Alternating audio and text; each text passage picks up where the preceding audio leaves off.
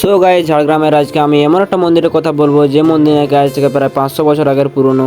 আর এই মন্দিরেই হতো নাকি প্রাচীনকালের নরবলি। তাহলে বেশি কিছু আর না বলে ব্লগটাই শুরু করি। সকাল সকাল মন্দিরে যাওয়া বলে স্নানটা করে হালকা করে ড্রেসটা করে নিলাম। ড্রেসটা করে মাতাজিকে প্রণামটা সেরে বেরিয়ে গেলাম আমরা মন্দিরে যাওয়ার জন্য। তারপর আকাশে সেই লেভেলের ভিউ দেখতে দেখতে চলে গেলাম ঝাড়গ্রাম। ঝাড়গ্রামে এসে বাইকটাকে হালকা করে খাওয়া দাওয়া সারিয়ে বেরিয়ে গেলাম বাস স্ট্যান্ডে যাওয়ার জন্য। কারণ আমি যাচ্ছি কিছুগুলো আমার স্কুলের বন্ধুর সঙ্গে। বাস স্ট্যান্ডে এসে দেখতে হেমন্ত আমার জন্য আগের থেকে ওয়েট করছে। তার জন্য হেমন্তকে নিয়ে করে চলে গেলাম ধীপ্তিমান আর দীপঙ্করের মেস। আর মেসে এসে দেখে তো এরা এখনো রেডি হয়নি। তারপর সবাই রেডি ফেডি হয়ে বেরিয়ে চলে গেলাম আমরা বাস স্ট্যান্ডের দিকে। কারণ আজকে আমরা চিল্কিগড় যাবো বাসেই। ফাইনালি কিছুক্ষণ বাস স্ট্যান্ডে ওয়েট করার পর চলে আসে আমাদের বাস। তারপর বাসে উঠে সেই লেভেলের ফাঁকা চলে যায় আমাদের ওই ডেস্টিনেশনের দিকে। তারপর কিছুক্ষণ জিতের ডান্স আর বাইরের খোলা আবহাওয়া দেখতে দেখতে চলে যায় আমরা চিল্কিগড়ের দিকে। তারপর বাইরের আবহাওয়া দেখতে দেখতে পৌঁছে গেলাম আমরা চিল্কিগড়। আর এইটা হলো চিল্কিগড়ের ফার্স্ট গেট। তারপর হালকার উপরে গেট ফেট দেখে আমরা হাঁটতে থাকি মন্দিরের দিকে। আর এইখান থেকে মন্দির মাত্র 2 মিনিটের রাস্তা। আর আগের দিকে যে তোমরা মন্দিরের গেটটা দেখতে পাচ্ছ, এটা হচ্ছে মন্দিরের সেকেন্ড গেট। সেকেন্ড গেটের সামনে হালকা করে ফটো তুলে আবার বেরিয়ে যায় মন্দিরের দিকে যাওয়ার জন্য। আর আমরা মন্দির যেতে যেতে এখানে আর আসার রাস্তাটা একটু বলে দিই।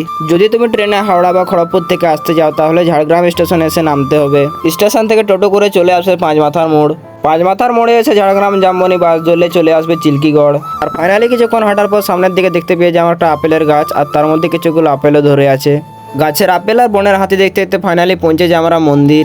আর মন্দিরে এসে ঢুকতে না ঢুকতে দেখা হয়ে যায় আমার একটা ফ্যানের সঙ্গে। তারপর ওই ফ্যানটার সঙ্গে হালকা করে ছবি তুলে চলে যায় আমরা পূজার বাজার করতে। আর এখানে পূজার সামগ্রী কিনে খুব সাবধানতার সঙ্গে মন্দিরে নিয়ে যেতে হয়, কারণ এখানে প্রচুর পরিমাণে বান্দর ও হনুমান থাকে।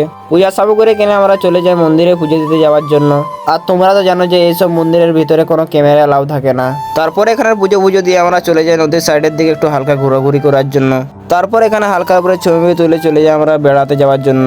তাহলে বেড়াতে যেতে যেতে আমি একটা এই মন্দিরের গল্প বলি। এই মন্দিরটা নাকি 500 বছরের একটা ঐতিহ্যবাহী বিষ্ণু মন্দির, যেটা কনক দুর্গা মন্দির নামে পরিচিত। আর এই মন্দিরে নাকি প্রাচীনকালে নরবলিও দেওয়া হতো।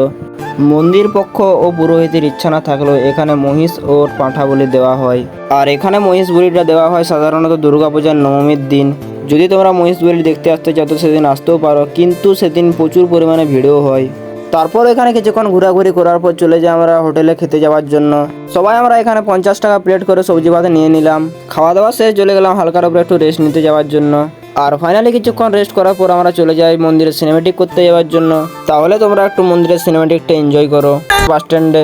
তারপর ওইখান থেকে বাসে সেই লেভেলের এনজয় নিতে নিতে চলে আসি ঝাড়গ্রাম। তারপর ঝাড়গ্রাম থেকে বাবার সঙ্গে বেরিয়ে যায় একটু বানগড়া। আর বানগড়া যাচ্ছি কারণ আমার ওবিসিটা একটু আপডেট করাতে হবে। তারপর ওবিসি দোকানের কাজটা সেরে বাইরে সেই লেভেলের ভিউ দেখতে দেখতে চলে যায় বাড়ি যাওয়ার জন্য। ওকে গাইস, আমি বাড়ি যাই, দেখা হবে এরকম কোনো ব্লগে।